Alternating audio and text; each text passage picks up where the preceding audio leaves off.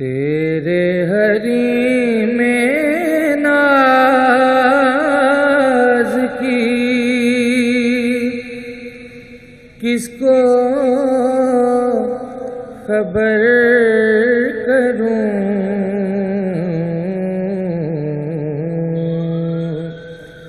तेरे हरी में नाज की किसको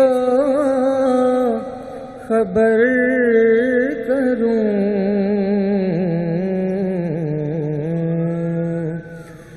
दर पर ही तेरे जिंदगी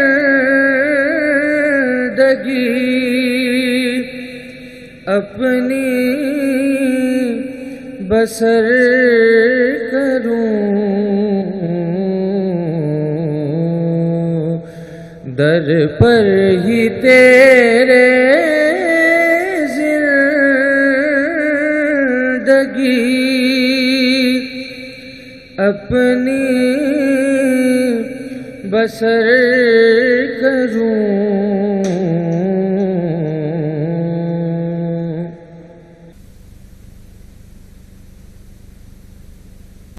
لا يسمعون حسيسها وهم فيما اشتهت أنفسهم خالدون.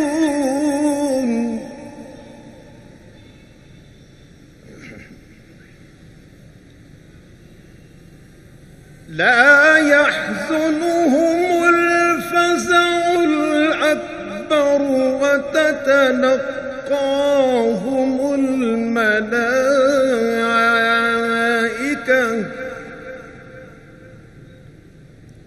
هذا يومكم الذي كنتم توعدون.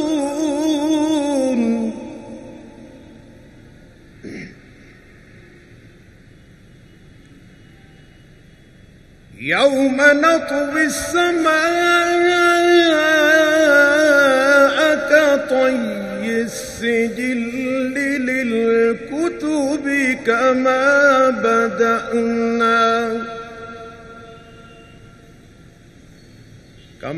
بدأنا أول خلق نعيده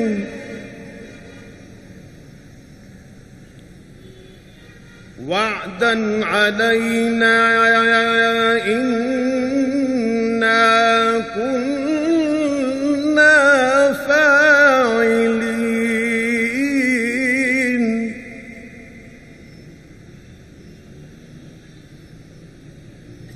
ولقد كتبنا في الزبور من بعد الذكر أن الأرض يرثها عبادي الصالحون.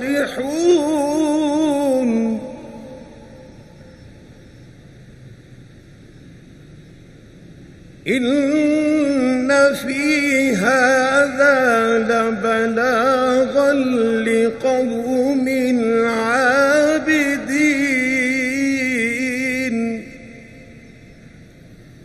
وما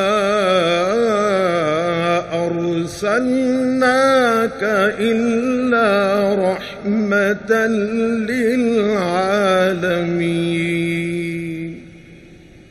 صدق الله العظيم.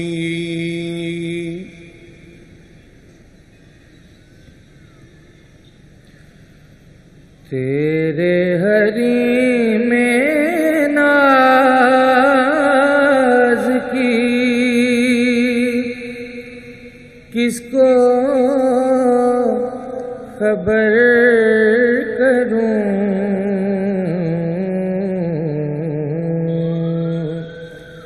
तेरे हरी में नाज की किसको खबर करूं।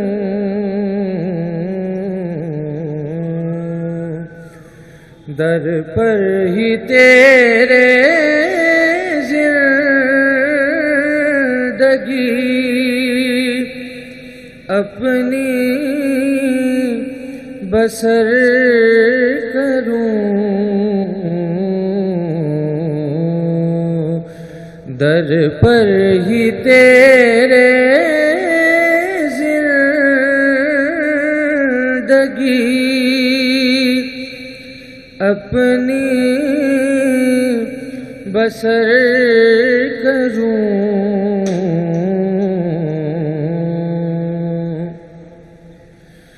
وہاں موت زندگی سے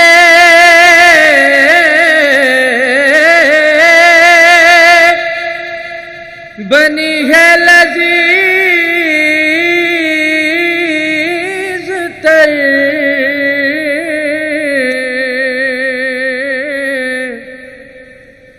وہاں موت زندگی سے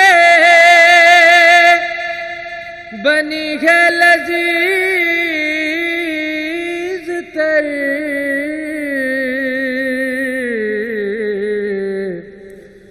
خواہش ہے کاش میں اسی در کا سفر کروں،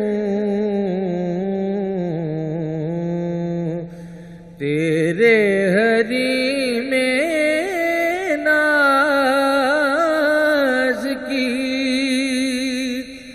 کس کو خبر کروں،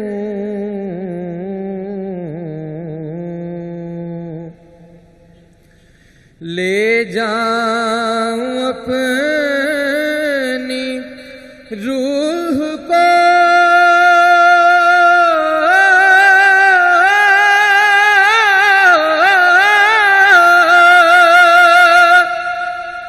کر دوں وہاں نثار،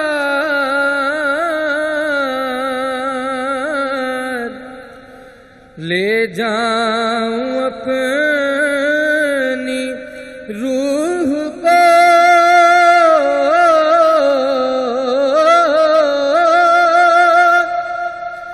کر دوں وہاں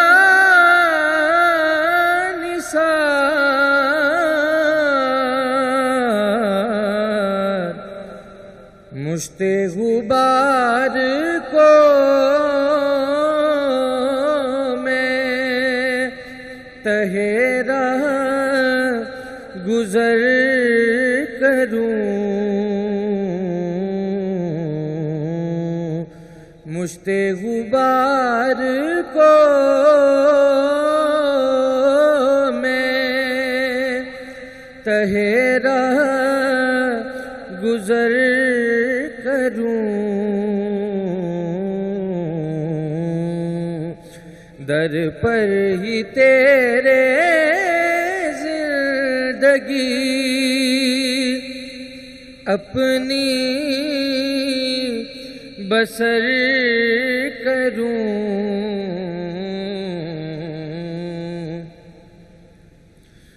خون جگر ہو جان ہو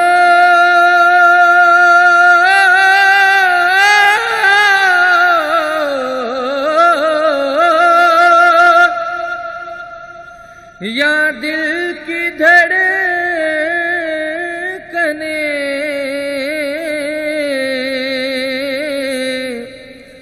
خون جگر ہو جان ہو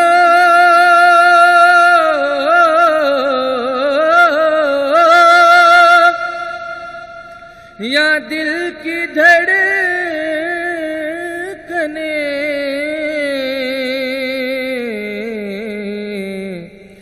اے جان جان سبھی کو میں تیری نظر کروں،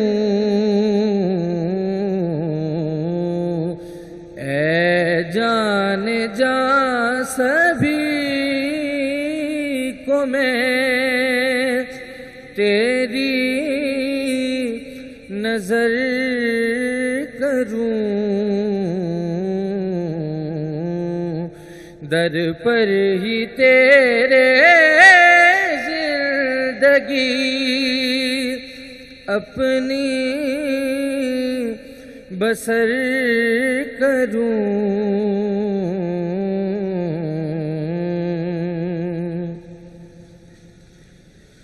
چاہوں میں تیرے در پہ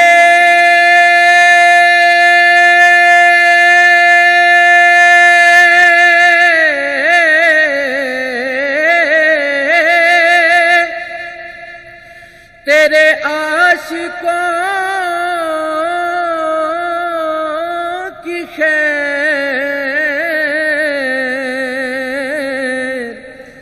چاہوں میں تیرے در پہ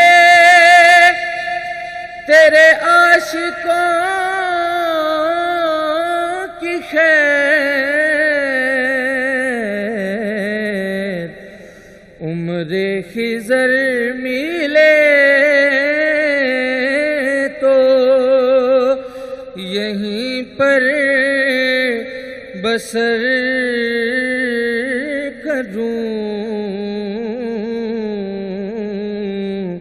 عمر خضر ملے تو یہیں پر بسر کروں، در پر ہی تیرے زندگی اپنی بسر کروں۔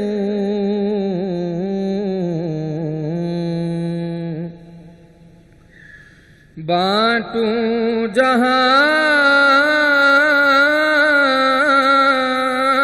میں عشق غم مصطفیٰ،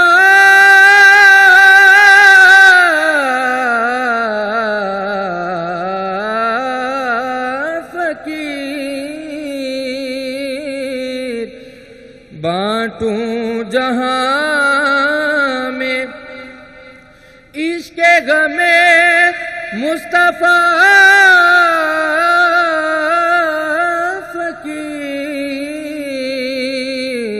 فقیر، مسلم کے روبرو میں صدا تیرا در کروں، مسلم کے روبرو میں صدا تیرا در کروں، تیرے حریم ناز کی کس کو خبر کروں۔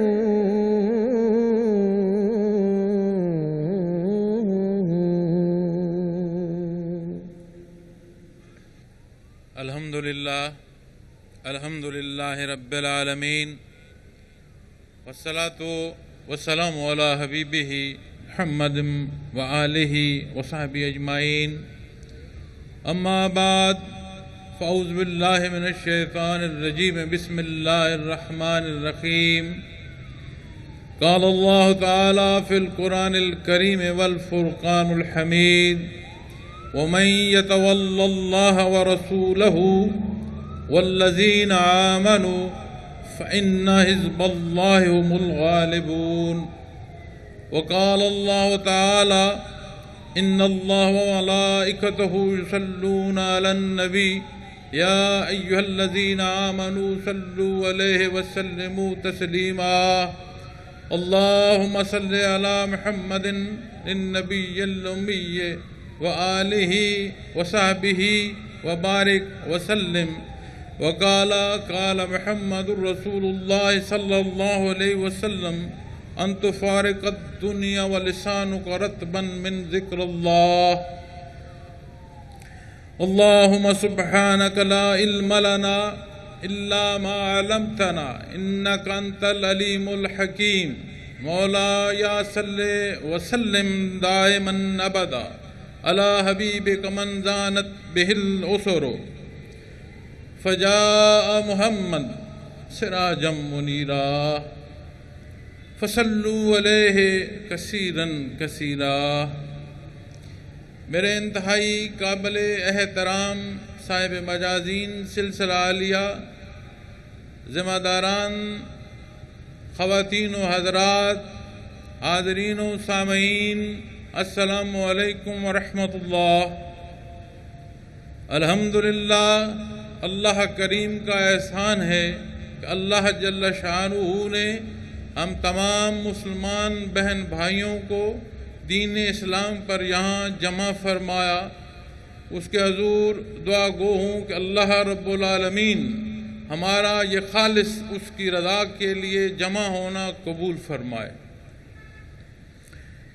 میں اپنا موضوع یا اپنی گفتگو پر آنے سے پہلے قاسم فیوزات حضرت امیر محمد اکرم آوان رحمۃ اللہ تعالیٰ علیہ کے لیے سورہ فاتحہ پڑھ. الحمدللہ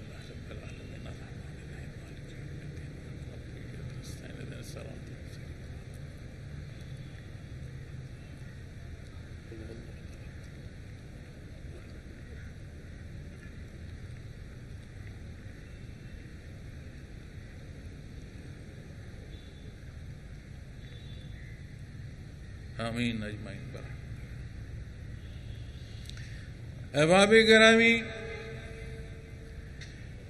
آیا کریمہ جو تلاوت کرنے کی سعادت حاصل ہوئی، اس میں اللہ رب العالمین ارشاد فرماتے ہیں کہ اور جو کوئی اللہ کو دوست رکھے اور اس کے پیغمبر کو دنیا، تو اللہ کا گروہ ہی غالب ہے. اور جو حدیث شریف میں نے مختصراً عرض کی، اس میں نبی کریم صلی اللہ علیہ وسلم نے فرمایا کہ دنیا کا اعلیٰ حصہ ایسا ہے یا ایسی کامیابی ہے کہ جب بندہ دائر دنیا سے رخصت ہو تو اس کی زبان اللہ اللہ سے تر ہو. آج ہمارا موضوع بعثت رحمت عالم صلی اللہ علیہ وسلم ہے، اور حضرت رحمت اللہ تعالیٰ علیہ دار دنیا سے آپ نے پردہ فرمایا. آج جو یہاں میں آپ کے پاس حاضر ہوں، میں فاتح خانی سے اٹھ کر آیا ہوں. بے شمار دوست احباب کے ابھی تک مجھے فون پر اور پیغامات موصول ہو رہے ہیں، لیکن اس لیے حاضر ہوا ہوں کہ حضرت رحمت اللہ تعالیٰ علیہ نے ہمیں یہ پیغام دیا ہے کہ عشق مصطفیٰ کو ماہ و سال میں مقید نہیں کیا جا سکتا. اس کا وہ پہلو جو اظہار کا ہے، حقیقت تب پائے گا جب اقرار کی ان حدوں کو پہنچے کہ یہ حصے محبت کے کردار سے آیا ہوں.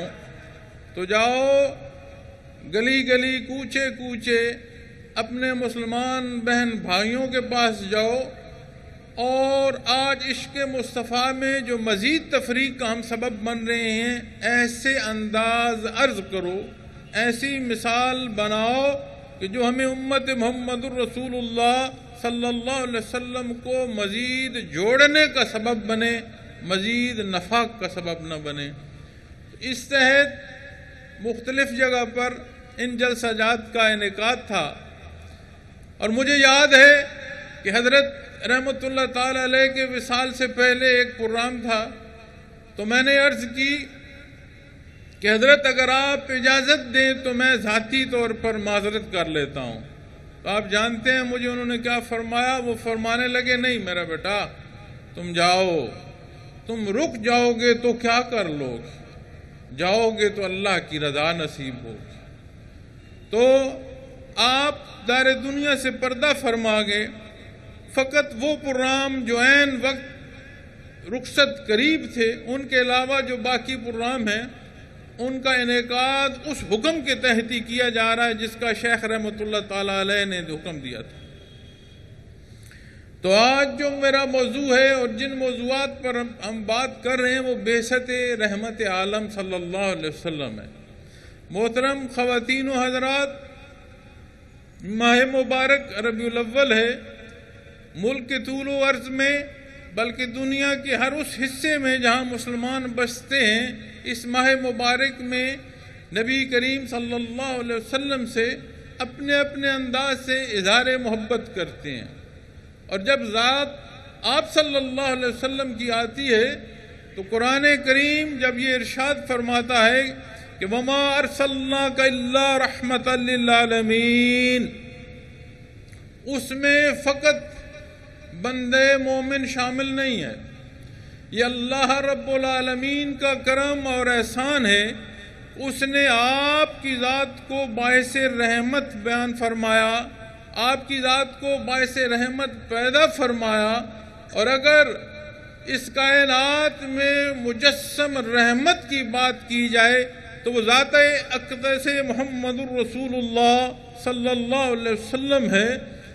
تو شب و روز کا تغیر و تبدل ہو، اس زمین و آسمان کی پیدائش ہو، اس عالم خلق میں بسنے والی مخلوق کی بات ہو، مری مخلوق کی بات ہو، غیر مری مخلوق کی بات ہو، تمام جہانوں کی بات ہو، اللہ رب العالمین نے اپنے حبیب صلی اللہ علیہ وسلم کو باعث رحمت فرمایا۔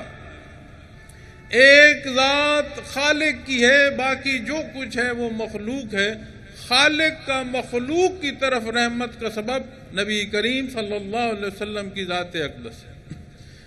خیال فرمائیے کہ بات ولادت بسعادت کی آتی ہے تو وہاں وہ احکامات دین نہیں ہیں جن پر عمل پیرا ہونے کے لیے یہ بشر ایمان کی عظمت کو پہنچتا ہے اور قرب الہی کے اسباب پاتا ہے اور سبب نصیب ہوتا ہے کہ اللہ راضی ہو۔ لیکن آپ صلی اللہ علیہ وسلم کی ولادت بسعادت فقط ہم نہیں، کل جہان منائے تو بھی کم ہے۔ پھر یاد رکھیے ماہ مبارک ربیع الاول میں 7 سے لے کر 12 ربیع الاول تک مختلف تواریخ ہیں، کچھ کس تاریخ پر متفق ہیں، کچھ کسی تاریخ پر متفق ہیں، لیکن ایک اصولی جو بات ہے وہ یاد رکھیے کہ یہ وہ عشق ہے جس کے حدود اللہ رب العالمین نے کلام ذاتی میں بیان فرما دیے۔ یہ وہ جگہ، وہ در، وہ تعلق ہے کہ جس کی محبت کو مقید نہیں کیا جا سکتا، نہ اس تاریخ میں جو ولادت بسعادت کی ہے، نہ اس ماہ مبارک میں، نہ اس سال میں۔ یہ اس عاشق کی حیاتی کا لمحہ لمحہ گواہ اور شاہد ہو کہ یہ عاشق مصطفیٰ صلی اللہ علیہ وسلم ہے۔ اور یاد رکھیے کبھی کوئی بات، کبھی کوئی موقف، کبھی کوئی ایسا حصہ جس کا ہم اعلان کر رہے ہوں، اس کے ساتھ ہمیشہ شہادت کی ضرورت ہوتی ہے، اور جب شہادت کی بات آئے گی تو پھر موضوع چھڑے گا بعثت محمد الرسول اللہ صلی اللہ علیہ وسلم کا۔ آج جب ہم اس موضوع پر آتے ہیں تو اس اظہار میں، اس اظہار بیان میں بہم کئی سختیاں بیان کر جاتے ہیں، اور یاد رکھیں یہ بڑی نازک جگہ ہے، یہ بڑا نازک رشتہ ہے، یہ وہ جگہ ہے جو تمام امت کو نقطہ اتحاد ہے، یہ وہ در ہے، یہ وہ چوکھٹ ہے کہ جہاں کا حاضر باش جو ہے وہ محبتیں تقسیم کرتا ہے، وہ جان جان آفریں کے سپرد کر سکتا ہے مگر اپنے بھائی کو پیاسا نہیں رہنے دے سکتا۔ اور اگر ہم آج اس محبت اور اس اظہار عشق میں تفریق سے تفریق در ہوتے جا رہے ہیں تو ہمیں سوچنا ہوگا کہ اس اظہار محبت میں کہیں ہماری ذات تو نہیں شامل ہوگی کہ مجھے کیا پسند ہے، میں کیا چاہتا ہوں، میری بات کی جو اہمیت ہے وہ کیا ہے۔ جب اس ذات کو بات میں لائیں گے تو یہ تفریق اور بڑھتی چلی جائے گی، اور اگر اس ذات کو نکالیں گے تو اس آیہ کریمہ کو میں تفسیر عرض کرتا ہوں آپ کے سامنے۔ فرمایا رب کائنات نے وَمَن يَتَوَلَّ اللَّهَ وَرَسُولَهُ، اور جو کوئی اللہ کو اور اس کے پیغمبر صلی اللہ علیہ وسلم کو دوست رکھے، وَالَّذِينَ آمَنُوا فَإِنَّا حِزْبَ اللَّهِ، تو یقیناً یہ وہ گروہ ہے ہم الغالبون، جو غالب رہے۔ یہ کلام ذات باری تعالیٰ ہے۔ قرآن کریم میں محض واقعات نہیں بیان کیے گئے، بعض حالات نہیں بیان کیے گئے، بعض مکی یا مدنی حالات پر گفتگو نہیں ہے، یہ قانون قدرت ہے، اور جب جس قوم کی جو بات کی گئی ہے وہ اصول وضع ہو گئے ہیں، چاہے وہ سابقہ ادوار کی بات ہو، چاہے وہ خیر القرون کے اس اعلیٰ حصے میں جس میں نبی کریم صلی اللہ علیہ وسلم دار دنیا میں جلوہ افروز تھے، چاہے اس حصے کی بات ہو، خیر القرون کے باقی زمانوں کی بات ہو، یا آج تک کے زمانے کی بات ہو، یا روز محشر تک، ان اصولوں کا اختیار کرنا ایسے ہی فائدہ اور سکھ دار دنیا اور اخروی حیات کا دے گا، اور ان اصولوں سے ہٹ جانا یہی ضلالت یہاں کی بھی، اور اللہ رب العالمین کے حضور حاضر ہو کر روز محشر جو جواب دینا ہے وہاں بھی سبب ہوگا ان کا جواب دینا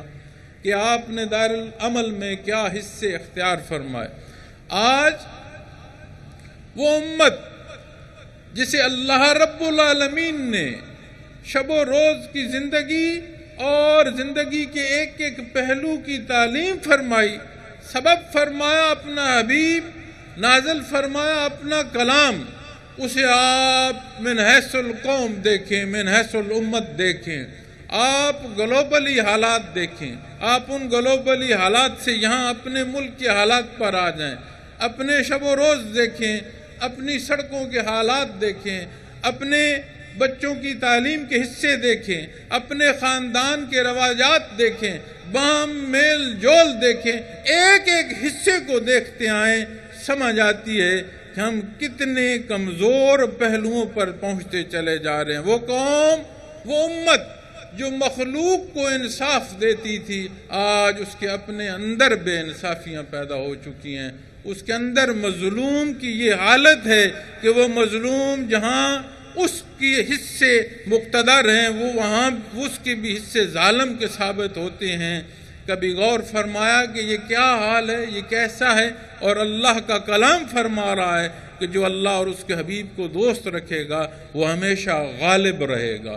اس غالب رہنے کو دو پہلوؤں سے آپ غور فرمائیں، کیونکہ جب غلبے کی بات آتی ہے تو غلبے کو فقط دوست یا دشمن اور ان کے باہم غلبے، فتح یا شکست پر دیکھا جاتا ہے، نہیں، اس کے دو پہلو۔ اس پر عمل پیرا ہونا۔ نبی کریم صلی اللہ علیہ وسلم کے پاس مدینہ منورہ میں کچھ افراد حاضر ہوئے، انہوں نے عرض کی کہ ہمیں اپنے اصحاب دیں، ہمارا قبیلہ جو ہے وہ مسلمان ہونا چاہتا ہے تو انہیں دست کی ضرورت ہے۔ تو آپ نے صحابہ کرام رضوان اللہ علیہم کے اجمعین کی ایک مختصر جماعت ساتھ روانہ فرمائی، اور وہ دھوکہ دینے آئے تھے، ان کا مقصد دین سیکھنا نہیں تھا، نقصان پہنچانا تھا۔ جب وہ صحابہ کرام رضوان اللہ علیہم اجمعین کی ہستیوں کو ایک خاص جگہ پر لے گئے تو جہاں ان کے لوگ بیٹھے تھے تو انہوں نے حملہ کیا اور ان لوگوں کو، ان ہستیوں کو شہید کیا۔ احباب گرامی، جو بندہ آپ صلی اللہ علیہ وسلم کے پاس حاضر ہوا تھا، جو صحابی رسول ان کے مقابل تھے، اس نے برچھا مارا، نیزہ مارا تو سینہ چیرتا ہوا نیزہ دوسری طرف نکل گیا۔ ہائے نہیں کہا انہوں نے، ہائے نہیں فرمایا، زندگی کا دکھ نہیں فرمایا، بآواز بلند فرمایا رب کعبہ کی قسم میں جیت گیا۔ ان الفاظ کے ساتھ انہوں نے جان دی۔ اس بات کا کھٹکا اس کافر کو اتنا لگا کہ ایسے لمحے پہ جب جان جا رہی ہے یہ اپنی اولاد کو یاد نہیں کر رہا، یہ اپنی آل کو یاد نہیں کر رہا، اس لمحے میں یہ رب کعبہ کی قسم کھا کر کہتے ہیں میں جیت گیا ہوں، اس ایک بات کو جاننے کے لیے وہ واپس مدینہ منورہ پہنچا اور نبی کریم صلی اللہ علیہ وسلم کے پاس پہنچا کہ میں اس ماجرے کو نہیں سمجھ سکا، میں نے دھوکہ دیا، ہم نے آپ کے جانثار شہید کیے، بھلے مجھے قتل کر دیا جائے، بھلے مجھے سزا دے دی جائے، لیکن اس بات کی مجھے سمجھ نہیں آئی۔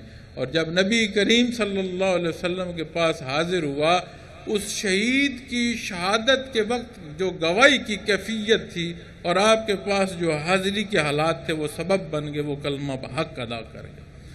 تو بعض جو سمجھ آتی ہے وہ یہ آتی ہے کہ فقط دار دنیا یا حیات کی فتح و شکست نہیں ہے، یہ تو عارضی اور فانی جہان ہے، نہ کوئی رہا ہے نہ کوئی رہے گا، نہ ہم رہیں گے۔ وہ وقت جو رب العالمین نے وہ حصے جو ہماری زندگی کے یہاں عطا فرمائے گئے ہیں، وہ ہر آنے والا، ہر گزرنے والا لمحہ اس زندگی، اس حیات سے منہاں ہو رہا ہے۔ تو جتنے لمحے گزر رہے ہیں وہ میری زندگی کے حصے سے صرف ہو رہے ہیں، تو فقط یہاں کی فتح و شکست کی بات نہیں ہے، لیکن تاریخ اسلامی گواہ ہے کہ اللہ رب العالمین نے جو غلبہ اسلام کی بات کی، بندہ مومن جب آمنوا سے عامل الصالحات پر آتا ہے تو دار دنیا میں بھی اسے مغلوب نہیں کیا جا سکتا۔ پھر اس کا دوسرا پہلو دیکھیں کہ ہم اپنی زندگی میں، اپنے اہل خانہ میں کوئی سکھ اور کوئی سکون نہیں ہے، آگے آگے دنیا ہے اور پیچھے پیچھے ہم ہیں، ایک چیز کو پوری کرتے ہیں دوسری چیز رہ جاتی ہے۔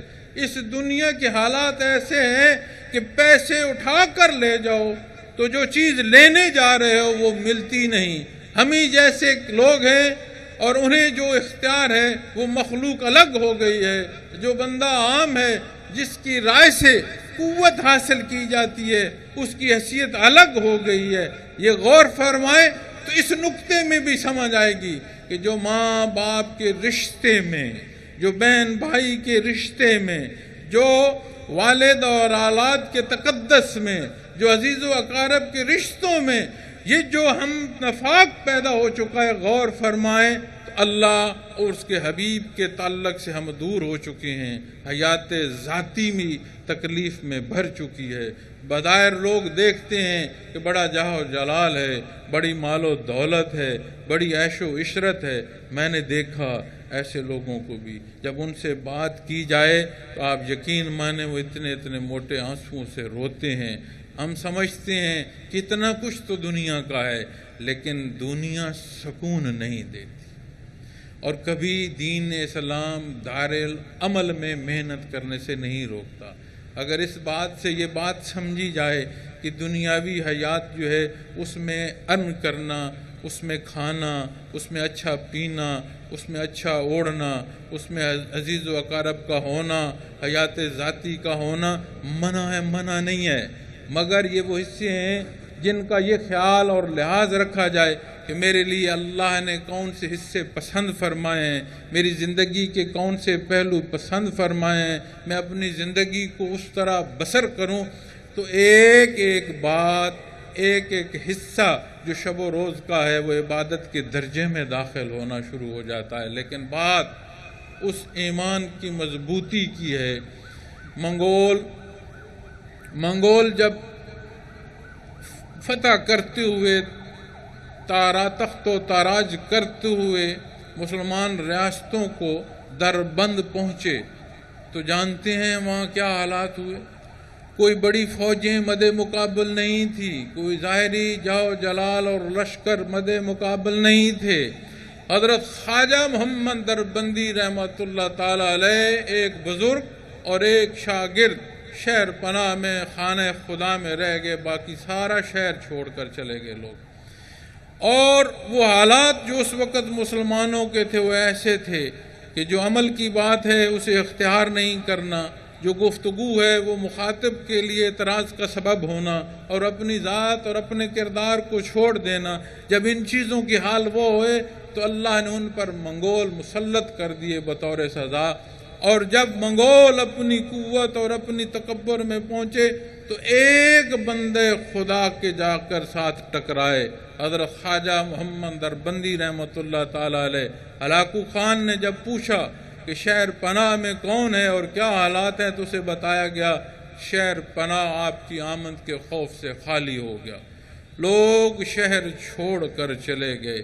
ایک بزرگ ہے اور ایک شاگرد ہے جو مسجد میں ہیں، اس نے بلایا انہیں لے آؤ۔ جب وہ بزرگ اس کے پاس لائے گئے تو اس نے پوچھا کہ تمہیں خوف نہیں آیا کہ یہاں ہلاکو خان کی آمد ہے، تمہیں اپنی جان کا خطرہ نہیں ہے؟ تو انہوں نے فرمایا نہیں، میں نے اپنے خانہ خدا میں زندگی بسر کی، میں وہیں رہا، خوف تیرا نہیں، خوف مالک کل کائنات کا ہے۔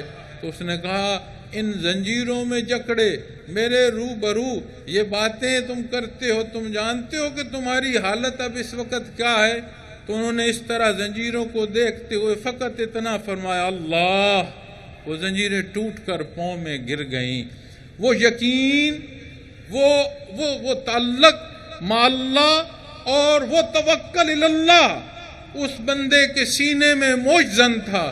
دار دنیا کا جاہ و جلال اسے نہیں ہلا سکا، مگر اس ولی اللہ کا، اس اللہ کے نیک بندے کا جو توکل تھا اس نے ہلاکو خان کو ہلا کر رکھ دیا۔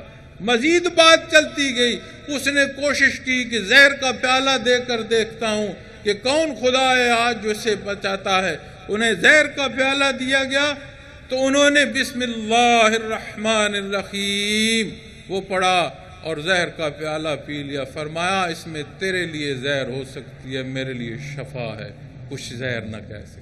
اس نے آگ جلائی، آگ کے علو میں پھینکوایا، اللہ کی شان، جہاں اس ہستی کو پھینکا گیا وہاں سے آگ بھی دوڑ گئی، اور جو گردا گرد اس کے اکابر بیٹھے تھے وہ دوڑے کہ یہ آگ ہمیں نہ لے لے۔ وہ لمحہ تھا کہ اس متکبر انسان نے اس بزرگ کی خدمت میں کہا اے بزرگ مجھے بھی بتا، مجھے بھی وہ بتا دے اس خدا کا جس کو تو مانتا ہے۔ آج ہمارے ایمان ہیں، آج ہمارے تعلق ہیں کہ ہماری سب و روز کی حیات میں ایک ایک بات گراں اور بھاری گزر جاتی ہے، ہمیں معلوم نہیں کہ ہماری زندگی میں کون سا حصہ نبی کریم صلی اللہ علیہ وسلم نے پسند فرمایا اور کون سا حصہ آپ نے ناپسند فرمایا، ہمیں معلوم ہی نہیں کہ سنت خیر الانام کیا ہے، عشق مصطفیٰ کی وہ حقیقت جو ہمارے کردار سے عیاں ہوں ہم جانتے ہی نہیں۔ جب جانتے ہی نہیں ہیں تو اپنے حالات کو ہم دیکھ لیں، اپنی اسلام پر قائم ہوئی ریاست کے حالات کو دیکھ لیں، اپنے جن کے پاس کچھ نہیں ہے ان کے حالات دیکھ لیں، جن کے پاس کچھ ہے ان کے حالات دیکھ لیں، بام تفرقے کو دیکھ لیں، تقسیم سے تقسیم در ہوتے چلے جا رہے ہیں، اپنی ان حصوں کو دیکھ لیں۔ اس وطن عزیز پر جس پر لاکھوں جانیں نچھاور کی گئیں اور اس کی تعمیر میں ہماری ماؤں بہنوں کی عزتیں لگیں، اس کے حالات دیکھ لیں۔ ہم اپنے ہاتھ سے اس کی تعمیر کس طرف اور کیسی کر رہے ہیں؟ کیا اسے تعمیر کہیں گے؟ کیا اسے تقریب کہیں گے؟ اگر بات کرتے ہو اداروں کی تو ادارے کس کے ہیں؟ یہ جو نوجوان ہمارے پولیس کے کھڑے ہیں یہ کہیں باہر سے آئے ہیں کہ حمیمی سے نہیں ہیں؟ بات سیاستدان یا سیاسی جماعت کی کرتے ہو تو وہ کہاں سے آئے ہیں؟ جو قوانین کے نفاذ یا قوانین بناتے ہیں وہ کہاں سے آئے ہیں؟ جن پر نافذ ہوتا ہے، جن کا نقصان ہوتا ہے، جن کا فائدہ ہوتا ہے، وہ مخلوق کہاں سے آتی ہے؟ وہ کہاں کی بستی ہے؟ ہر سوال کے جواب میں آپ کے پاس ایک ہی بات ہوگی کہ یہ ہم ہی ہیں۔ تو جب بات ہم نے ہم ہی کو مخاطب کرنا ہے، ایسے مخاطب کرتے ہیں جیسے آج ہمارے حالات ہیں، ایسے ان لوگوں کی نشانیاں ہوتی ہیں جو عشق مصطفیٰ کی بات کرتے ہوں۔ کیا ہمارے زندگیاں، ہماری موت، ہمارے مدفن یہی نہیں ہے؟ کہا جاتا ہے کہ انسان کو وہاں دفن کیا جاتا ہے جہاں اس کا خمیر ہے۔ ہمارے اجداد دفن ہوتے آئے ہیں اس زمین میں، ہم نے اس زمین میں دفن ہونا ہے، ہماری اولاد نے اس زمین میں دفن ہونا ہے۔ اس زمین کا جو حق ہے وہ ہمارا کردار اسی طرح ادا کرے گا جس طرح ہم ادا کر رہے ہیں۔ اپنی حیات کے ایک ایک حصے کو دیکھیں، من حیث القوم، عام آدمی سے لے کر حزب اقتدار تک، قوت نافذہ تک، ایک ایک بندہ دیکھ رہا ہے، آئے کو ہمیں بہتری کر دے، خرابی ہم پیدا کر دیں، کردار ہمارے خراب ہوں، کون آئے گا جو ہمیں بہتری کر دے گا؟ آؤ پلٹ کر دیکھو، اللہ اور اس کے حبیب کی رضا کس حیات میں ہے؟ اس رضا کو نہیں پاؤ گے، اس حیات کے ہوتے ہوئے موت ہے۔ کوئی یہ نہیں کہہ سکتا کہ وہ سکھ کا پل پا سکتا ہے۔ اگر اللہ کے حبیب کا امتی سکھ یہاں نہیں پا سکتا تھا، اس کا حصہ اس کے کردار کا ہے، اور اگر یہاں سکھ نصیب نہیں ہے معزز خواتین و حضرات، تو یہ نشانی ہے کہ ہماری قبروں میں اندھیرے ہوں گے۔ یہ جو دعائیں روز معاشر شفاعت محمد الرسول اللہ صلی اللہ علیہ وسلم کی مانتے ہیں، کیا اس میں حقیقت ہے؟ اور اگر اس میں حقیقت ہو، اللہ ہم سے راضی ہو، تو کیا ایسے کردار ہوں گے جیسے آج ہمارے کردار ہیں؟ یہ وہ سوالات ہیں کہ جس کا مخاطب دوسرے کو نہ کریں۔ خدا را ہم نے مخاطب پر اعتراض اٹھا کر اپنے اندر مزید نفرتیں پیدا کر لی ہیں۔ خدا را اپنے آپ کو مخاطب فرمائے۔ یہ اہل اللہ حضرت رحمت اللہ تعالیٰ علیہ کے درجات بلند فرمائے۔ اللہ نے احسان فرمایا کہ ہمیں اپنے ایسے بزرگ کی جوتیوں میں بیٹھنے کی توفیق عطا فرمائے۔ آج 14 صدیاں بعد بھی ہمیں فنافر رسول کی کیفیات سے آشنا فرمایا۔ نیا خانہ دل گواہی دیتا ہے کہ اشہد اللہ الہ الا اللہ واشہد ان محمد عبدہ ورسولہ۔ یہ وہ گواہی ہے، انشاءاللہ ہمارا کردار اس کی گواہی دے گا۔ کوئی اچھا کرتا ہے، کوئی اچھا نہیں کرتا، ہم نے کسی کو دیکھ کر زندگی بسر نہیں کرنی، ہم نے اس کے حکم کے تابع زندگی بسر کرنی ہے جو ہمہ وقت دیکھ رہا ہے، جو ہمہ وقت شاہد ہے۔ وہ تحریریں جو آج ہمارے کندھوں پر تحریر ہو رہی ہیں، ایک روز آئے گا خواتین و حضرات، وہ اس سے ہمارے روبرو ہوں گے، اس کے حضور حاضر ہوں گے، وہاں سوال ہوگا، اور جواب کے لیے آج یہ زندگی ہے۔ اور یقین مانے میں اپنی کمزور گناہگار خطاکار زندگی کو دیکھتا ہوں، محض ایک حصہ کہ یا اللہ مجھے سنبھال لے، یا اللہ میری کمزور اور خطاکار زندگی ہے، تو مجھے سنبھال لے، اپنی حفاظت دے دے۔ اس نے مجھے اٹھا کر اپنے بزرگوں کی جوتیوں میں بٹھا دیا، اور میرے لیے کوئی کیفیت کی ایسے پہلو ہیں مجھے سمجھ نہیں آ رہی کہ جو مجھے اپنے شیخ نے پردہ فرمایا، میں اس کیفیت کے لیے نہ میرے پاس کوئی الفاظ ہے، نہ میرے پاس کوئی تحریر ہے، نہ میں ظاہری وجود سے کسی بات کو بتا سکتا ہوں، نہ زبانوں بیان سے گفتگو کر سکتا ہوں۔ یہ ایسی کیفیت ہے، میں جانتا ہوں اور میرا اللہ جانتا ہے۔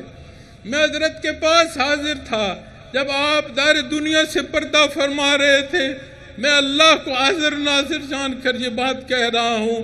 جب میں آپ کے پاس حاضر ہوا، مجھے میڈیکل بورڈ نے بتایا کہ آپ حکم دیں تو ہم حضرت کو ICU سے شفٹ کریں۔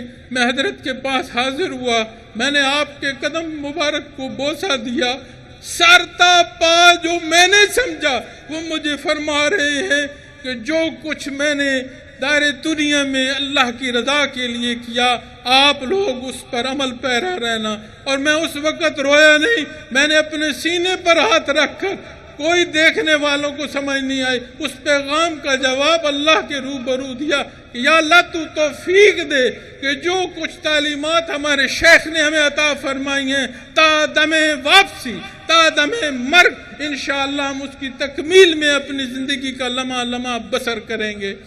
احباب گرامی، آپ وہ لوگ ہیں جو ان 14 صدیوں کے بعد اللہ نے توفیق عطا فرمائی کہ آپ لطائف کی بات کر رہے ہیں، آپ مراقبات کی بات کر رہے ہیں، اور یقین مانو آمنو کے ساتھ شہادت عامل الصالحات کی ہے۔ اس درد دل کی ضرورت ہے کہ جو ہمیں تڑپا دے، جو اس کیفیت کو ہمہ وقت زندہ رکھے کہ میں اپنے اللہ کے روبرو ہوں۔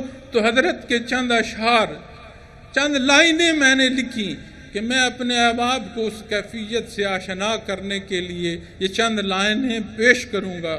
اور حضرت کی زندگی ایسی ہے کہ اگر میں اس زندگی مبارک کے تعارف میں آ جاؤں تو یہ جو وقت پروگرام کا یہ ختم ہو جائے گا۔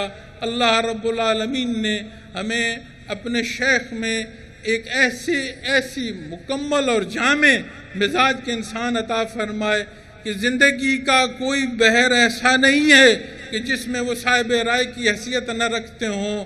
بے شمار پہلو ہیں آپ کی زندگی مبارک کے، میں نے دار دنیا پھر کر دیکھی ہے، یہاں دیکھی ہے، عام آدمیوں میں بیٹھ کر دیکھا ہے، حزب اختلاف حزب اقتدار میں بیٹھ کر دیکھا ہے، ان ممالک جنہیں ترقی پذیر کہتے ہیں ان کو دیکھا، جنہیں ترقی یافتہ کہتے ہیں ان کو دیکھا، ان کے گلی کوچوں سے محلات تک دیکھا۔ آپ یقین مانیں میں نے ایسا فرد نہیں دیکھا جیسے اللہ نے ہمیں اپنا شیخ المکرم عطا فرمایا، میں نے اپنی حیات میں نہیں دیکھا، اور میں سوچتا ہوں کہ میری زندگی کا جو خوبصورت ترین حصہ تھا وہ مکمل ہو گیا، اور مجھے اس بات پر سکھ ہے کہ میں نے اپنی آخری سانس تک دست بستہ ہر حکم کی تعمیل ایسے کی کہ میرے شیخ کو مجھے حکم دینا نہیں پڑا، میں نے شیخ المبارک کے چہرے مبارک کو دیکھ کر سمجھ لیا کہ اب میرے شیخ کی کیا رضا ہے، وہ کیا چاہتے ہیں، وہ کس طرح میرے عمل کو دیکھنا چاہتے ہیں۔ میں نے پوری کوشش کی، اللہ میری غلطیاں کوتاہیاں معاف کرے، لیکن مجھے کوئی یہ دکھ نہیں ہے کہ میں نے کوئی چیز چھوڑ دی، اور یہ بھی اللہ کا احسان ہے کہ شیخ المکرم کی زندگی میں کوئی لفظ کاش نہیں ہے، ایسی مکمل زندگی اللہ نے دنیا کی بھی عطا فرمائی، دین کی بھی عطا فرمائی، علوم ظاہر کی بھی عطا فرمائی، علوم باطن کی بھی عطا فرمائی، کہ کوئی چیز ایسی نہیں کہی جا سکتی کہ کاش یہ رہ گیا یا یہ ہو جاتا۔ اللہ نے بڑا احسان فرمایا، اور اس دکھ میں، اس تکلیف میں نے جہاں کہا کہ کوئی لفظ نہیں ہے، میں اپنے مولانا کے ساتھ نماز پڑھ رہا تھا تو ہمارے امام صاحب نے جب کہا نا اللہ اکبر تو وہ درد کی کیفیت تھی، تو جب انہوں نے اللہ اکبر فرمایا تو اللہ جل شانہ کی بڑائی کی جب سمجھ آئی، ایک لحظے سمجھ آئی کہ دکھ تو کر رہے ہو اس جدائی کا، کیا شکر ادا کیا جو اللہ نے اوقات تمہیں ان کے ساتھ بسر کرنے کی توفیق دی۔ تب سمجھ آئی کہ یہ ساری باتیں اپنی جگہ پر، لیکن ہمہ وقت اللہ رب العالمین کا شکر پہلے، اس کا احسان ہے، اس کا کرم ہے، اس نے ہمیں اپنے ایسے مشائخ عطا فرمائے جہاں سے ان صدیوں کی دوری کے باوجود قلب اثر محمد الرسول اللہ صلی اللہ علیہ وسلم سے رسائی نصیب ہے۔ یہ کرم ہے میرے مالک کا، لیکن کیفیت کون سی چاہیے؟ میں حضرت کے کلام میں آپ کو عرض کرتا ہوں، فرمایا میں نہیں روندی، میں نہیں روندی اکھ روندی، دل رووے تن رووے، میں نہیں روندی اکھ روندیے، دل رووے تن رووے، کٹیا عشق ہجر وٹ چاڑے، سوتر بنیا منجدا، دل نو لگی اگ نرالی، نہ دھواں نہ شولا، دل نو لگی اگ نرالی، نہ دھواں نہ شولا، واہ نرالا ساڑ عشق دا، نہ بلدا نہ بجدا، کرے فقیر دعاواں راتیں، رب نو اٹھ پکارے، کرے فقیر دعاواں راتیں، رب نو اٹھ پکارے، او حکیم شفا دا والی، ساریاں مرضیاں بجدا۔ یہ وہ کیفیت ہے، وہ درد دل ہے جو در حبیب سے نصیب ہوتا ہے۔ اس کے لیے اپنے اندر نیت کا پیدا کرنا، طلب کا پیدا کرنا یہ ضروری ہے۔ وہ مسبب الاسباب ہے، وہ سبب بھی عطا فرما دے گا، سمجھ بھی عطا فرما دے گا، عمل کی توفیق بھی عطا کرے گا، حفاظت بھی عطا کرے گا، لیکن ضرورت یہ ہے کہ ہم اپنی زندگی سے اس فیصلے کو پہنچیں۔ بات آ جاتی ہے ہمارے آج کے حالات پر، ہمارے ان حصوں پر جس پر آج ہمارے بے شمار گفتگو بیت المقدس کے حوالے سے ہو رہی ہے، بے شمار لان تان ان ممالک کو ہو رہی ہے جو اس جستجو میں ہے، اس میں امریکہ ہو، اسرائیل ہو، کوئی ممالک بھی ہوں، ان کو برا بھلا کہنے میں دو الفاظ میں بھی شامل کر دوں گا، لیکن تہہ دل سے اس کی مذمت کرتا ہوں۔ لیکن جب اس پر بات کرتا ہوں تو پلٹ کر پھر اپنے آپ کو دیکھتا ہوں کہ جب ہماری حیثیت مظہر کی ہوگی تو مالک اور مضر کی کیا پنچایت ہوتی ہے، وہی کیفیت آج پوری امت کی ہے، وہی آج کے حالات ہیں۔ تو احباب گرامی، جب تک ہم اپنے پاؤں پر نہیں کھڑے ہوں گے اور جب تک ہم اپنے پاؤں پر کھڑے ہونے کے لیے اس بات کا ادراک نہیں کریں گے کہ ہماری ذاتی زندگی سے اجتماعی زندگی تک کے قوانین اور اللہ اور اس کے حبیب نے ہمیں سمجھا دیے ہیں، ہمارے بین موجود ہیں، تو یہی حالات ہوگی۔ اور ہم محض اپنی اپنی جگہ پر، اپنی اپنی تنظیموں میں، اپنے اپنے پلیٹ فارم پر مذمت کر سکیں گے، اور اس مذمت کو سن کر ہمارے جو مخالف ہیں وہ اور تمسخر اڑائیں گے، ہاں یہ مذمت کے الفاظ تو ان کے منہ سے نکل رہے ہیں۔ تو اگر دار دنیا میں بھی باعزت زندگی بسر کرنی ہے تو با ایمان زندگی کی ضرورت ہے۔ اور دکھ کی بات ہے کہ جس ملک کو اللہ اور اس کے حبیب کے نام پر لیا گیا، وہاں نبی کریم صلی اللہ علیہ وسلم کی ذات اقدس کے حوالے سے گفتگو ہوتی ہے اور اس پر جھگڑے ہوتے ہیں، اور وہاں ختم نبوت کے حوالے سے ایسی گفتگو ہوتی ہے کہ حزب اختلاف کیا بول رہا ہے، حزب اقتدار کیا بول رہا ہے، ہماری جماعتیں کیا بول رہی ہیں، ہمارا عام انسان کیا بول رہا ہے۔ اللہ رب العالمین ہمارے حال پر رحم فرمائے۔ کتنے نازک موضوعات ہیں، اللہ ہمیں ہدایت دے۔ اور بے شمار پہلو ہیں جن میں ہم خرابیاں پیدا کر رہے ہیں۔ کچھ حدود و قیود ایسی کا تو خیال کرو کہ وہ لفظ جو ہمارے منہ سے ادا ہو گئے وہ ایسے ایسے الفاظ ہیں جو بڑے بڑے کفار نے کہے ہیں، جو بڑے بڑے بدبختوں نے ادا کیے ہیں، اور آج شیطان ہمیں وہ ہمارے منہ سے الفاظ نکال کر کیا ہنستا نہ ہوگا؟ اس پر بھی اسی طرح کی سزا مرتب ہو جو ابو جہل پر ہوئی، جو ابو لہب پر ہوئی، جو فرعون پر ہوئی۔ ہمارے الفاظ ادا کرنے سے پہلے کم از کم یہ تو سوچیں کہ ہم دربار رسالت پر بات کر رہے ہیں۔ آج ہماری حکومتیں چلی جائیں گی، کیا یہ حکومتیں سدا ہمارے پاس رہیں گی؟ آج جماعت کے سربراہ کی حیثیت سے بیٹھا ہوں، کیا یہ سربراہ کی حیثیت ہمیشہ رہے گی؟ آپ کے دلوں میں میری محبت ہے، یہ میری پیدا کردہ ہے، یہ محبت قائم رہے، کیا اسے میں قائم رکھ سکتا ہوں؟ کیا آپ میں ہم اسی طرح بیٹھے رہیں گے؟ نہیں، ہر بات کے جواب میں اللہ رب العالمین کی ذات آتی ہے، اور اللہ رب العالمین کی ذات کنت کنزا مخفیا، وہ خزانہ تھا جسے کوئی نہیں جان سکتا تھا، اس نے کرم فرمایا، اپنا حبیب مبعوث فرمایا، ایک ایک حصے ہمیں تعلیم فرمائے، آپ نے اپنی حیات مبارکہ صرف فرمائی، ہمارے لیے نمونہ فرمایا، اجماع آج تک قائم ہے۔ اور یاد رکھیے روز محشر تک یہ حق موجود رہے گا، لا تقوم الساعة حتى لا يقال في الارض اللہ اللہ، او کما قال محمد رسول اللہ صلی اللہ علیہ وسلم۔ جس روز یہ حق نہیں ہوگا، یہ اللہ اللہ کرنے والے لوگ نہیں ہوں گے، یہ کیفیات قلبی، یہ نور ایمان نہیں ہوگا، اس روز قیامت قائم ہو جائے گی، اس دنیا کی حیات نہیں رہے گی۔ آج جو یہ دنیا قائم ہے، یہ جو ہماری زندگی رواں دواں ہے، اس کا سبب وہ نور نبوت ہے جو قلب اثر محمد الرسول اللہ صلی اللہ علیہ وسلم سے آ رہا ہے اور مخلوق کو پہنچا رہا ہے۔ ہم اپنے ملک کے حوالے سے بات کریں تو آپ خیال رکھیں، آبادیاں تعمیرات سے نہیں ہوتی، پہاڑوں یا دریاؤں یا مکانوں سے نہیں ہوتی، معاشرے تشکیل کرنے کے لیے افراد ہوتے ہیں، اور افراد بنا تعمیرات ہوں وہ آبادیاں نہیں کہلاتی، وہ کنڈرات کہلاتے ہیں۔ تو آبادیوں کی جب بات آتی ہے تو 5 نظام، سیاست کا، تعلیم کا، معیشت کا، صحت کا اور عدل کا، یہ 5 نظام ہیں جن پر کسی بھی کامیاب معاشرے کا انحصار ہوتا ہے۔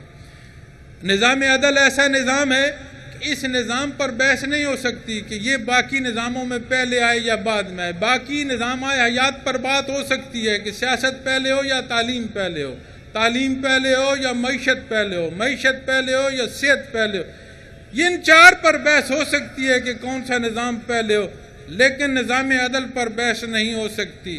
میں نہیں سمجھتا کہ ہم جتنیاں قربانیاں دے لیں، جتنیاں خرابیاں اور خرافات پیدا ہوتی ہیں، جتنیاں دہشت گردیاں ہوتی ہیں، جتنے ظلم اور زیادتیاں ہوتی ہیں، ہمارے کتنے لوگ شہید ہو چکے، ہمارے کتنے اداروں کے لوگ شہید ہو چکے، ہمارے یہ جو نافذ کرنے والے ادارے آج ہماری حفاظت پر کھڑے، ان کے کتنے لوگ شہید ہو چکے ہیں، عام آدمی، میرا آپ کے بہن بھائی کتنے شہید ہو چکے ہیں۔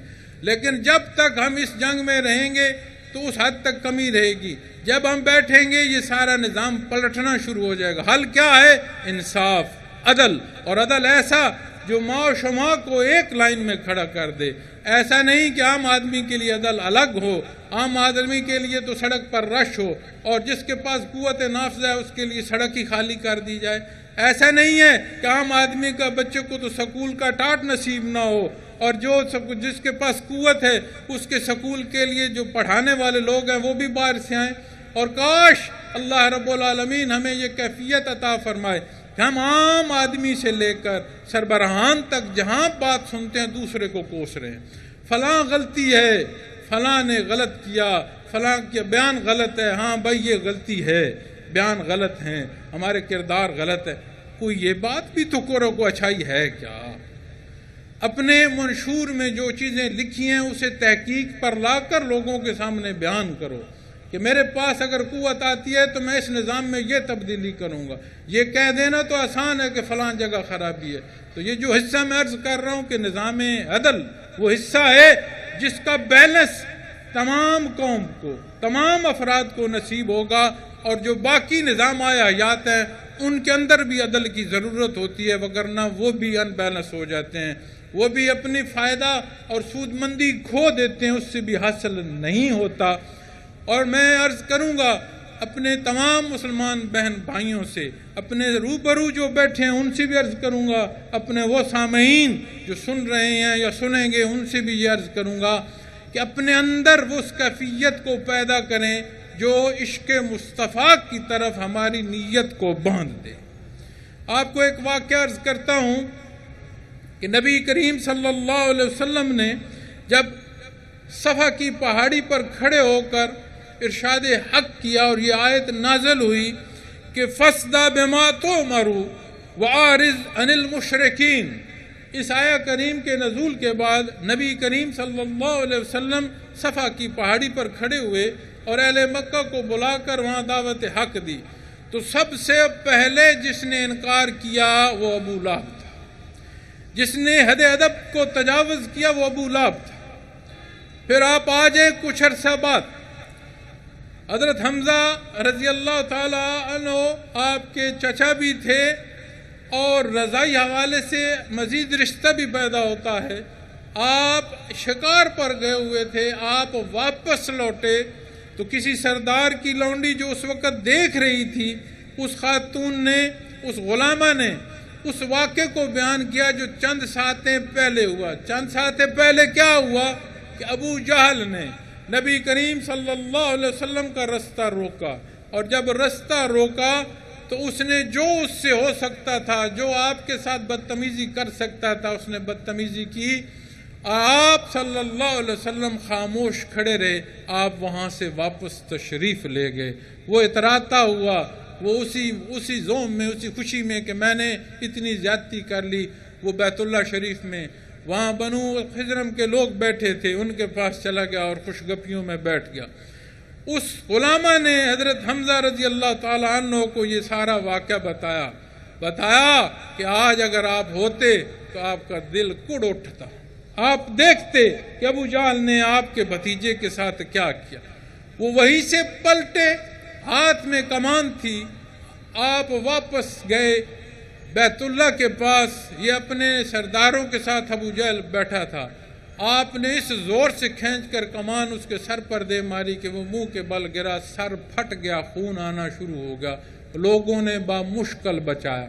یاد رکھنا حضرت حمزہ رضی اللہ تعالیٰ عنہ نے تب تک دین اسلام میں داخل نہیں ہوئے تھے، نہ اس موقع پر نبی کریم صلی اللہ علیہ وسلم کے ارشاد سن رہے تھے. لیکن جب انہوں نے اس درد سے آپ سے اظہار محبت کا اظہار کیا تو وہ کفار بولے کہ لگتا ہے تم بھٹک گئے ہو، تم نے اپنے بھتیجے کی بات مان لی. آپ صلی اللہ علیہ وسلم موجود نہیں تھے. انہوں نے کہا گواہ رہنا، میں شہادت دیتا ہوں کہ وہ اللہ کے حبیب اور رسول ہیں، وہ جو فرماتے ہیں حق ہے. مجھ پر ایک ایک چیز عیاں ہو رہی. نہ آپ صلی اللہ علیہ وسلم موجود ہیں، نہ دین کی تبلیغ ہو رہی ہے. پہلے موقع پر دین کی تبلیغ ہو رہی ہے، آپ صلی اللہ علیہ وسلم موجود ہیں، لیکن اس بدقسمت نے آپ صلی اللہ علیہ وسلم کے سامنے اس نے آپ سے اعتراض کیا، مردود ہوا۔ قرآن کریم بھی فرماتا ہے تبت یدا ابی لہب و تب۔ حضرت حمزہ رضی اللہ تعالی عنہ آپ صلی اللہ علیہ وسلم کے اسی طرح رشتے میں ہیں، لیکن جب انہوں نے ظاہری پہلو میں بھی اظہار محبت کیا، اللہ رب العالمین نے ان پر دین حق آشکار فرما دیا۔ تو ضرورت اس بات کی ہے کہ ہم اپنے اندر جھانکیں، اپنے اندر فیصلہ کریں کہ ہم نے اپنی زندگی کو کس بحر میں بسر کرنا ہے۔ اللہ رب العالمین کریم ہیں، وہ رحیم ہیں، وہ احسان فرمانے والے ہیں۔ ہمیں وہ ایسی کیفیات عطا فرمائیں گے کہ جو ہماری زندگیوں کو بدل دیں گے۔ ابھی جب میں یہ بات کر رہا تھا تو ابھی مجھے اطلاع دی گئی ہے کہ ہمارے شہر جو کوئٹہ ہے اس میں بم دھماکہ ہوا۔ جو بات میں پہلے عرض کر رہا تھا، کسی بھی نظام کی جو مضبوطی ہوتی ہے اس کا انحصار نظام عدل پر ہوتا ہے۔ اگر غلطی کروں میں تو مجھے بھی سزا ملے، اگر میرا ملازم غلطی کرو تو اس کا بھی وہی کٹارا ہو جس میں میں کھڑا ہوں۔ تو اگر یہ چیزیں نہیں ہوں گی تو یہ نقصانات ہوتے رہیں گے۔ یہ وہ وطن عزیز ہے، اسے آپ گلوبلی دیکھیں، ہمیں اس کا ادراک عام آدمی کو نہیں ہے۔ ہمارے جو مخالف ہیں انہیں اس بات کا خوب ادراک ہے کہ یہ وہ قوم اور وہ خطہ زمین ہے، ایک لحظے کو انہیں سمجھ آ گئی کہ ہم ہیں کون اور ہم ہیں کہاں، تو انہیں دنیا نہیں روک سکے گی۔ اس وطن عزیز کی ترقی کو کوئی نہیں روک سکتا۔ ہاں، اس میں رکاوٹ کا سبب اگر ہے تو ہماری اپنی سستی اور کاہلی ہے۔ اور اللہ رب العالمین اس جگہ پر جو دھماکہ ہوا اس میں بتا رہے کہ کچھ دو افراد یا 3 افراد کے حوالے سے بتا رہے شہید ہوئے۔ اللہ ان کی مغفرت فرمائے اور ہمیں وہ قوت اور طاقت عطا فرمائے کہ ہم اپنے دشمن کا مقابلہ کر سکیں۔ لیکن میں پہلے بھی عرض کر رہا ہوں کہ ہوا چلے تو ہوا کو نہیں روکتے، ہوا کو نہیں روکا جا سکتا۔ اگر تحفظ دینا ہے تو اپنے چراغ کو تحفظ دینا ہے۔ تو ہمارا چراغ یہ ہمارا وطن عزیز ہے۔ آئیں، یہ کیفیات قلبی کا وہ بحر ہے۔ آج حضرت داتا رحمۃ اللہ تعالیٰ علیہ کے شہر میں پروگرام کا انعقاد ہے۔ ان ہستیوں کی زندگی کو دیکھیں کیسی گزری۔ آج جب بات آتی ہے کیفیات محمد رسول اللہ صلی اللہ علیہ وسلم کی تو ہم وہاں جاتے ہیں دنیا لینے، دولت لینے، عزت لینے، اولاد لینے، بیماریاں دور کرانے، اور وہاں سے ہمیں جو جواب مل رہا ہوتا ہے وہ دولت کی فراوانی کا مل رہا ہوتا ہے، ہمیں اولاد کے جواب مل رہے ہوتے ہیں، دنیا کی عزت کے جواب مل رہے ہوتے ہیں۔ میں ایک خواتین و حضرات آپ سے سوال کرتا ہوں، الحمدللہ ہم مسلمان ہیں، کمزور سے ہی دعویٰ ایمان ہے۔ مجھے ایک بات کا خواتین و حضرات آپ جواب دیں، جس جگہ سے وہ تعلق جو ہم جیسے خطا کار کے دل کو قلب اثر محمد الرسول اللہ صلی اللہ علیہ وسلم سے جوڑ دے، اس جگہ پر یہ دار دنیا کی جو ضروریات ہیں ان کی کیا حیثیت ہے؟ کیا ضروریات زندگی اعلیٰ ہیں یا وہ تعلق اعلیٰ ہے جو قلب اثر محمد الرسول اللہ صلی اللہ علیہ وسلم سے نصیب ہو؟ اس بات کا ادراک فرمائیں۔ اللہ ہمیں بھی توفیق عطا فرمائے کہ ہم حق بیان کریں، لوگوں تک حق پہنچائیں۔ حضرت نے ساری زندگی بسر کی اور جن لطائف پر بات کی، جن مراقبات پر بات کی، جس شہر میں بیٹھا ہوں اس صدا کو مولانا احمد علی رحولی رحمۃ اللہ تعالیٰ علیہ بھی لگاتے چلے گئے۔ کتنے لوگ تھے جو آپ کی خدمت میں حاضر ہوئے اور وہ کیفیات حاصل کی۔ یہ تو اللہ کا شکر ہے کہ اللہ نے ہم پر احسان کیا کہ ہم گناہگار کمزور سے ہی، لیکن اللہ نے ہمیں کیفیات قلبی عطا فرمائی۔ تو میری دعا ہے ان چیزوں کو سمجھیں۔ یہ جو لطائف اور مراقبات ہیں یہ بعض نام نہیں ہیں، یہ وہ تبدیلی عطا فرماتے ہیں جو نہاں خانے دل میں پیدا ہوتی ہے، اور نہاں خانے دل میں جو تبدیلی پیدا ہوتی ہے وہ تبدیلی جو ہوتی ہے وہ مستقل ہوتی ہے، اور جو وقتی تبدیلی ہوتی ہے اس کی طوالت نہیں ہوتی، وہ جذباتی ہوتی ہے۔ کسی بات، کسی تقریر، کسی جوشیلے خطاب سے وہ پیدا ہو سکتی ہے، لیکن وہ لمبی نہیں ہوتی، وہ طویل نہیں ہوتی، لمحاتی ہوتی ہے، وہ ختم ہو جاتی ہے۔ تو اللہ سیکھیں، اللہ اختیار فرمائیں۔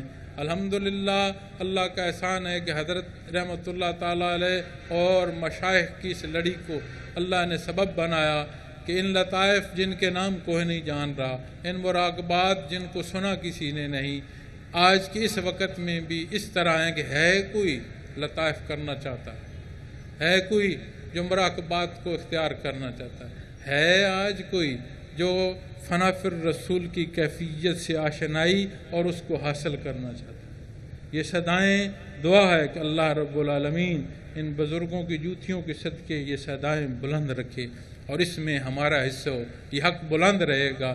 ضرورت اس امر کی ہے کہ ہم اس حق کے ساتھ رہیں۔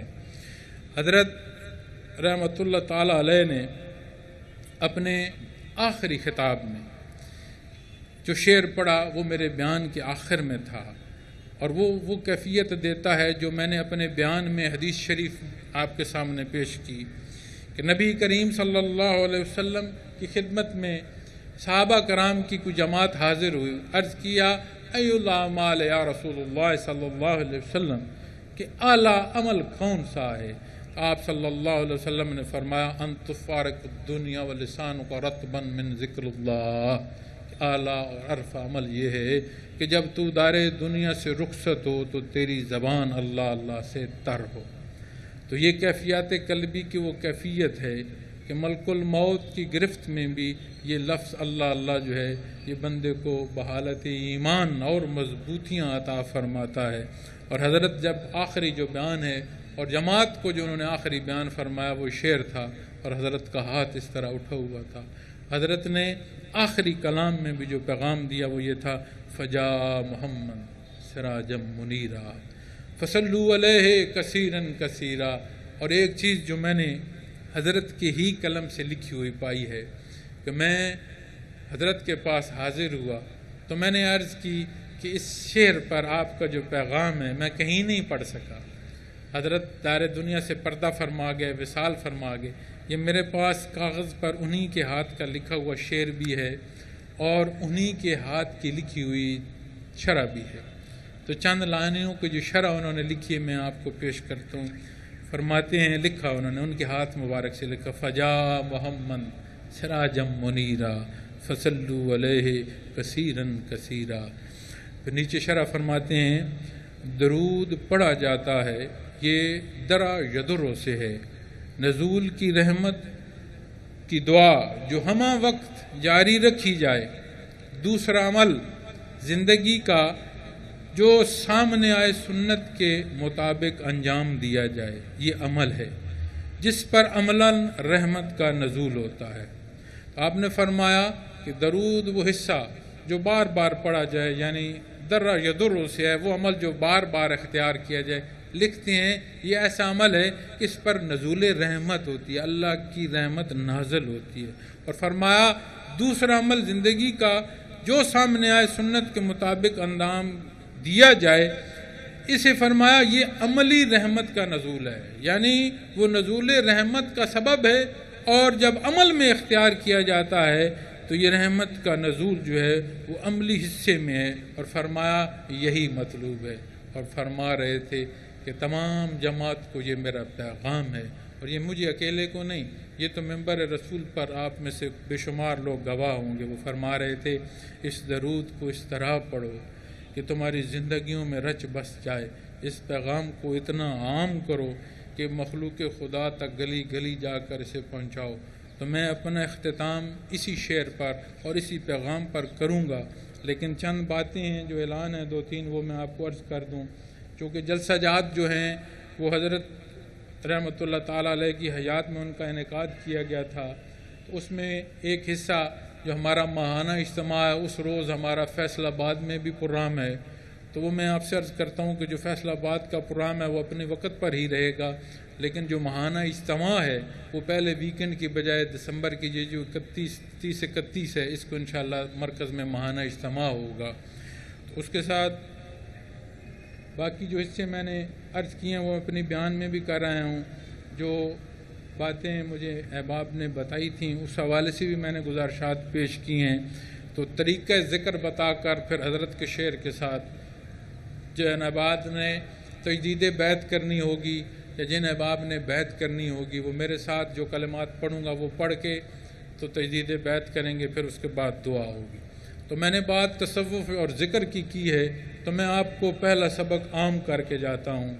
کوئی وہ ساتھی، وہ بندہ، وہ بہن، وہ بھائی جو ہمارے سلسلے سے منسلک نہیں ہے اور آج یہاں تشریف لایا ہے، اللہ اس کا آنا قبول فرمائے۔ میں آپ کو طریقہ ذکر عرض کرتا ہوں، اسے سمجھ لیں، اسے اختیار فرمائیے۔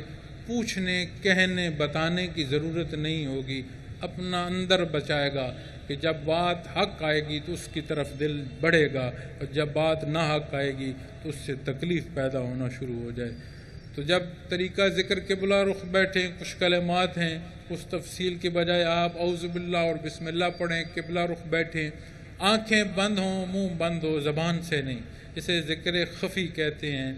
پوری توجہ اپنے دل پر لے جائیے گا۔ سانس اندر آئے تو خیال کریں لفظ اللہ، سانس کے ساتھ اندر دل کے نہاں خانے میں اتر جاتا ہے۔ جب سانس خارج کریں تو ہو باہر آئے اور ہو کی چوٹ کرے، یہ اس کا طریقہ، یہ خیال سے ذکر کرنا ہے۔ یہ میں ان احباب کو بھی دعوت دے رہا ہوں جو لائیو پروگرام سن رہے ہیں، یہ میں ان احباب کو بھی دعوت دے رہا ہوں جو یہ پروگرام کی ریکارڈنگ سنیں گے۔ آپ تو میں تو ہیں روبرو۔ اللہ رب العالمین تمام منتظمین کی انتظامات کی جو محنت ہے اسے قبول فرمائے، ہم تمام کا یہاں آنا قبول فرمائے، آپ خواتین و حضرات کا گھر سے یہاں تک ایک ایک قدم قبول فرمائے، اور ہمیں درود شریف کی وہ حقیقت عطا فرمائے جو ہمارے کردار سے عیاں ہو۔ ہم سب کا اللہ رب العالمین بحفاظت اپنے گھر واپس پہنچنے کا سبب فرما دے، احسان فرما دے، ہمارے تمام بہن بھائی خیر و عافیت سے واپس اپنے گھر پہنچیں۔ یہ وہ گزارشات ہیں جو آج میں تمام آپ احباب کے سامنے پیش کرنا چاہتا تھا۔ اس کے بعد میں جو اپنا اختتام ہے وہ حضرت کے شعر پر کرنا چاہتا ہوں، لیکن وہ شعر میں اکیلا نہیں پڑھنا چاہتا، میں پوری بزم کے ساتھ پڑھنا چاہتا ہوں۔ تو خواتین و حضرات بآواز بلند پورا شعر کا پہلا مصرع پڑھیں گے تو آپ میرے ساتھ پڑھیں گے، 3 دفعہ پہلا مصرع پڑھیں گے، پھر 3 دفعہ دوسرا مصرع پڑھیں گے، اکٹھا پڑھیں گے، پھر اس کے بعد اجتماعی دعا ہوگی۔ لیکن میری بات یاد رکھیے گا، اللہ رسول کی بات کی ہے، ہم اللہ رسول کے نام پر یہاں جمع ہوئے ہیں، یہاں سے اٹھتے ہوئے وہ حالات نہیں آنے چاہیے۔ بڑے کا لحاظ رہے، آگے والے کا لحاظ رہے، ہماری مائیں بہنیں بیٹھی ہیں ان کا لحاظ رہے، کسی کو دھکا نہ لگے۔ ہم نے ابتدا لوگوں کو کہنے سے نہیں، اپنے آج کے اختیار کرنے سے کرنی ہے کہ جو انداز اللہ کا پسندیدہ ہے، جس کی رہنمائی نبی کریم صلی اللہ علیہ وسلم نے فرمائی ہے، اس کا مظاہرہ اس جلسے کے اختتام سے ہی شروع ہو، اور انشاءاللہ ایسا ہوگا۔ انشاءاللہ ہم لحاظ سے اپنے بہن بھائیوں کو اٹھنے دیں گے، دوسرے کو جگہ دیں گے، دوسرے کو رستہ دیں گے۔ یہ مثال ہوگی کہ ہاں اللہ اور اس کے حبیب کو چاہنے والوں کی زندگی اس طرح ہوتی ہے۔ تو میرے ساتھ شعر پڑھیے گا۔ فجا محمد سراجم منیرا، فجا محمد سراجم منیرا، فجا محمد سراجم منیرا، فصلوا علیہ کثیرن کثیرا، فصلوا علیہ کثیرن کثیرا، اور بلند آواز سے آخری مصرع پڑھیں گے، فصلوا علیہ کثیرن کثیرا۔ جزاکم اللہ۔ جن احباب نے میرے ساتھ تجدید بیعت کرنی ہے وہ اپنا سیدھا ہاتھ اٹھائیں، اور جن احباب کوئی دوست نیا بیعت ہونا چاہتا ہے، چونکہ ممکن نہیں ہے فردن فردن، تو ہمارے خواتین و حضرات وہ سیدھا ہاتھ اٹھائیں۔ جو کلمات تسبیحات میں پڑھوں انہیں دل میں اپنے ساتھ پڑھتے آئیے گا، اور اس کے بعد جب نسبت عطا کروں تو اسے قبول فرمائیے گا، پھر ایک ہی وقت میں اجتماعی دعا ہو جائے گی۔ سبحان اللہ والحمد للہ ولا الہ الا اللہ واللہ اکبر ولا حول ولا قوة الا باللہ العلی العظیم، استغفر اللہ ربی من کل ذنب واتوب علیہ، اشہد ان لا الہ الا اللہ اشہد ان محمدا عبدہ ورسولہ، اللہم صلی علی محمد وعلى آل محمد ما صليت على إبراهيم وعلى آل إبراهيم إنك حميد مجيد، اللهم بارك على محمد وعلى آل محمد ما باركت على إبراهيم وعلى آل إبراهيم إنك حميد مجيد۔ میں نے آپ تمام احباب کو جو بیعت کرنا چاہتے ہیں ان کو سلسلہ عالیہ میں بیعت کیا اور اس کی نسبت آپ کو عطا کی۔ آمین۔ الحمدللہ رب العالمین والصلاة والسلام علی حبیبہ محمد وآلہ وصحبہ اجمعین۔ ربنا لا تزغ قلوبنا بعد إذ هديتنا وهب لنا من لدنك رحمة إنك أنت الوهاب۔ یا رب العالمین، ہم کمزور، خطا کار، گناہ گار، ہمارے حال پر رحم فرما دو، ہماری غلطیاں گناہ معاف فرما دو۔ یا اللہ، ہم صدق کے دل سے یہاں سامع کی حیثیت سے، یہاں مخاطب کی حیثیت سے اس جلسہ گاہ میں حاضر ہیں۔ یا اللہ، یہ حاضری قبول فرما دے، اس کی غلطیاں، اس کی کوتاہیاں معاف فرما دے۔ یا اللہ، تو غفور الرحیم ہے، ہم جو بیمار ہیں ہمیں شفا کاملہ عطا فرما دے۔ ہمارے جن گھروں میں جھگڑے ہیں انہیں امن عطا فرما دے، ہمارے جن گھروں میں تنگیاں ہیں انہیں فراوانی عطا فرما دے۔ یا اللہ، تو غفور الرحیم ہے، ہمارے حال پر رحم فرما۔ ہمارے بڑے پیارے جو دار دنیا سے گزر چکے ہیں ان کی غلطیاں اور گناہ معاف فرما دے۔ یا اللہ، انہیں بخش دے۔ یا اللہ، یہ دار دنیا مشکل ہے، اسے سہل فرما۔ یا اللہ، یہ وطن عزیز تیرے نام پر لیا، تیرے چاہنے والوں نے قربانیاں دی، ان کی قربانیاں قبول فرما۔ یا اللہ، ہمارے اس ملک پر انصاف قائم فرما، ہمیں اعلیٰ اور بہتر عمل کرنے کی توفیق عطا فرما۔ یا اللہ، یہاں ایسا عدل عطا فرما کہ ہر ایک اس عدل کے حساب برابر ہو۔ یا اللہ، تو غفور الرحیم سے رہتے دنیا تک قائم رکھ، اسے اشاعت اسلام کا سبب بنا۔ یا اللہ، تو غفور الرحیم ہے، حالات کے تغیر و تبدل تیرے دست قدرت میں ہیں۔ یا اللہ، ہم نے بڑی مار کھائی ہے، ہم دار دنیا میں بحیثیت امت ذلیل ہو چکے ہیں۔ یا اللہ، ہمیں وہ اپنی محبت اور اپنے حبیب کی وہ محبت عطا فرما جو ہمیں ہمہ وقت دربار رسالت کے در پر رکھے، اور وہ درود عطا فرما جو ہماری زبانیں تر رکھے اور ہمارے کردار شہادتیں دیتے رہیں۔ بار لا تو غفور الرحیم ہے، اس دار دنیا سے ہماری رخصتی آسان فرما۔ یا اللہ، وہ موت کی سختیوں میں آسانیاں فرمانا۔ یا اللہ، ہمیں موت کے ڈر کی بجائے تیرے حضور حاضری کا شوق ہو۔ یا اللہ، ہماری قبر کے اندھیروں کو بارلا دور رکھنا، ہمیں وہ عشق مصطفیٰ عطا فرمانا جو ہماری قبر کو روشن فرمائے۔ یا اللہ، روز محشر ہم اس قابل نہیں ہیں، یا اللہ تو جانتا ہے۔ بارلا ہمیں شفاعت محمد الرسول اللہ صلی اللہ علیہ وسلم سے بہرمند فرمانا۔ رب یسر ولا تؤثر وتمم بالخیر وتمم بالخیر وتمم بالخیر۔ الہی بحرمت حضرت محمد الرسول اللہ صلی اللہ علیہ وسلم، الہی بحرمت بکر صدیق رضی اللہ تعالیٰ عنہ، مسلم بصیر رحمت، الہی بحرمت حضرت داؤد طاہر رحمت، بغدادی رحمت، خواجہ عبید اللہ رائے رحمت، عبد الرحمن محمد صالح قلزم فیضات حضرت مولانا خان، الہی بحرمت قاسم فیضات حضرت امیر محمد اکرم امان رحمۃ اللہ تعالیٰ علیہ، وصلی اللہ تعالیٰ علی خیر خلقہ وآلہ وصحبہ اجمعین برحمتک یا ارحم الراحمین۔